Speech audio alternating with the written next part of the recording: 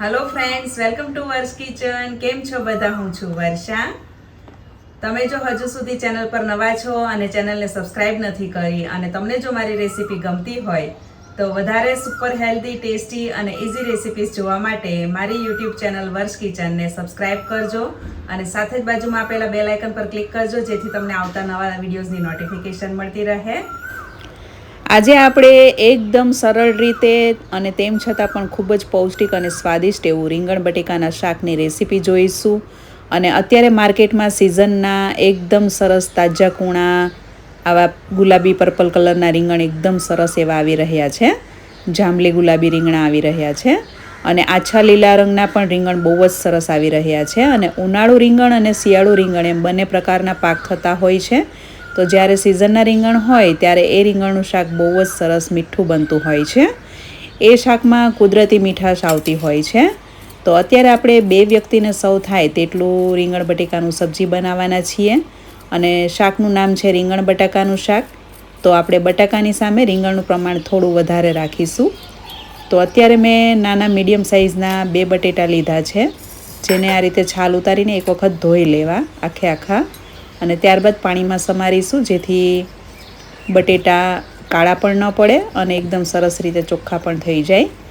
Medium સાઇઝના ટુકડામાં સમારવાનું છે.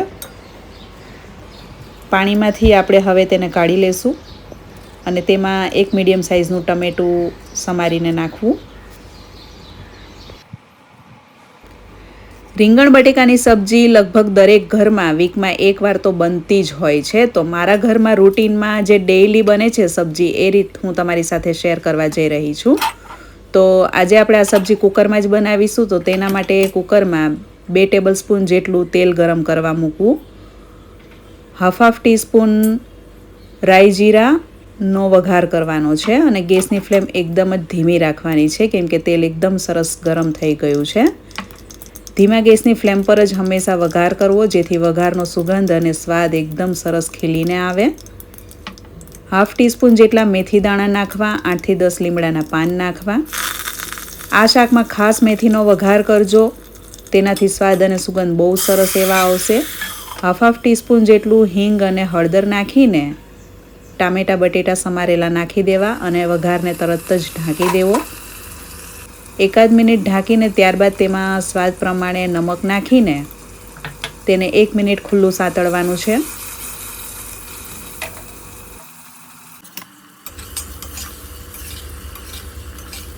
આ રીતે તેને ચમચા વડે ચલાવતા રહેવાનું છે અને 2 મિનિટ સુધી સાતળવાનું છે અને ગેસની ફ્લેમ મેં સાવ ધીમી જ રાખી છે.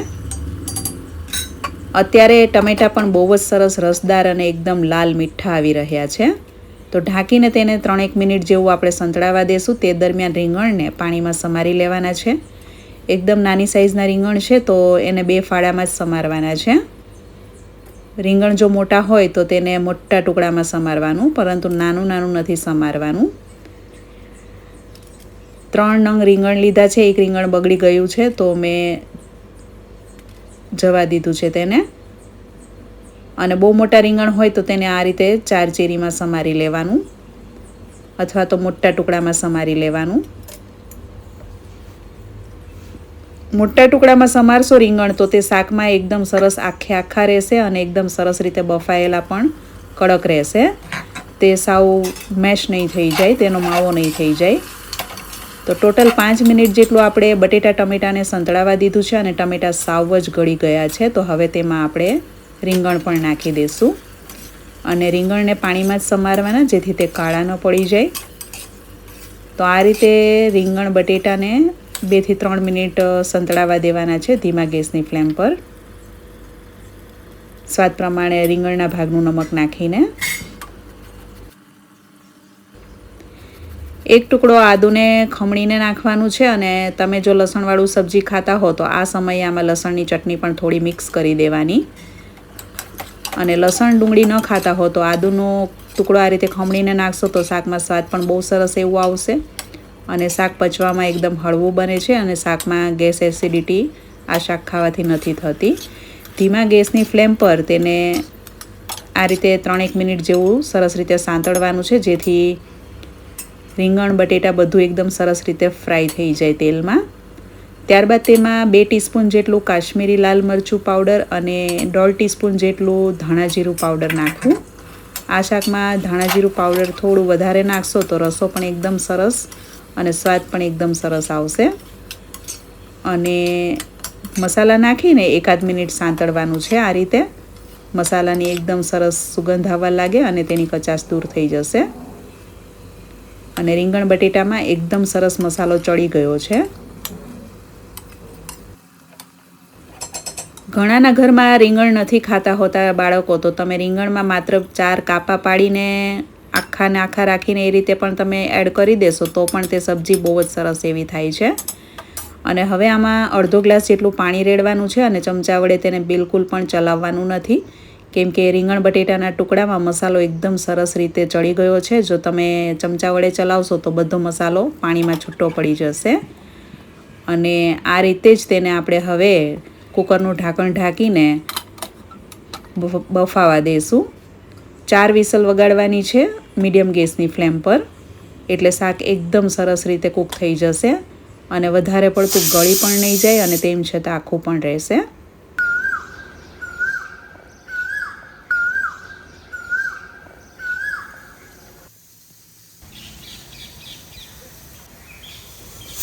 ત્રણ થી 4 સીટી વાગતા જ ગેસ બંધ કરી દેવાનો છે અને તેને કુકરને સાવ ઠંડુ પડવા દેવાનું છે.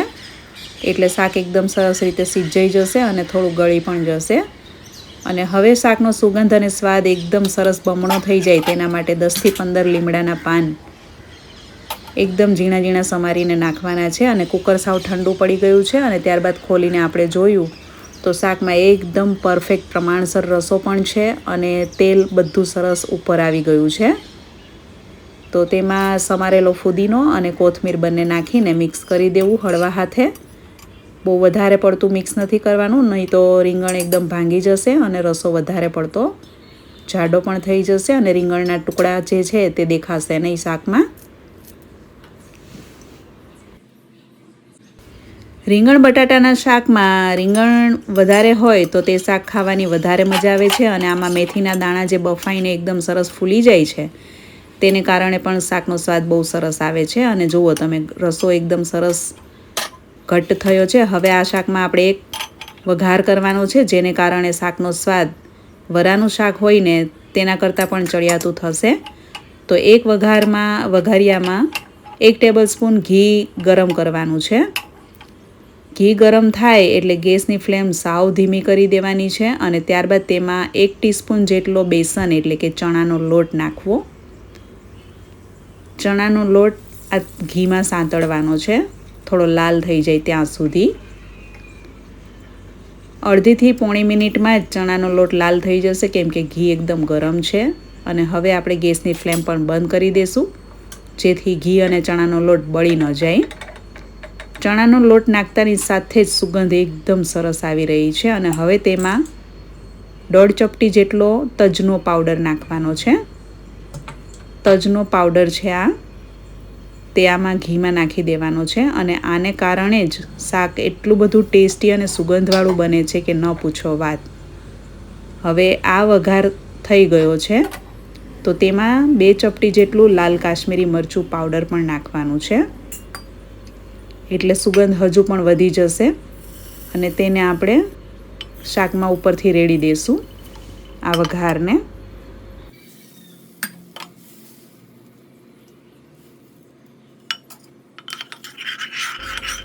આ વઘારિયામાં થોડું પાણી નાખીને સરખું તેને મિક્સ કરીને કુકરમાં રેડી દેવું અને હળવા હાથે મિક્સ કરી લેવું. અને મીડિયમ ગેસની ફ્લેમ પર માત્ર 1 થી 2 જ મિનિટ તેને ઉકાળવાનું છે, જેથી આ વઘાર એકદમ સરસ રીતે ભળી જાય અને શાકનો જે રસો છે તે પણ એકદમ સરસ ઘટ્ટ થઈ જશે. અને શાક આપણે પ્રમાણસર તેલમાં બનાવ્યું છે તેમ છતાં પણ શાક એટલું બધું ટેસ્ટી બને છે કે તમે એક વખત આ રીતે ચોક્કસથી ટ્રાય કરજો. ઘરના દરેક સભ્યોને ખૂબ જ ભાવશે.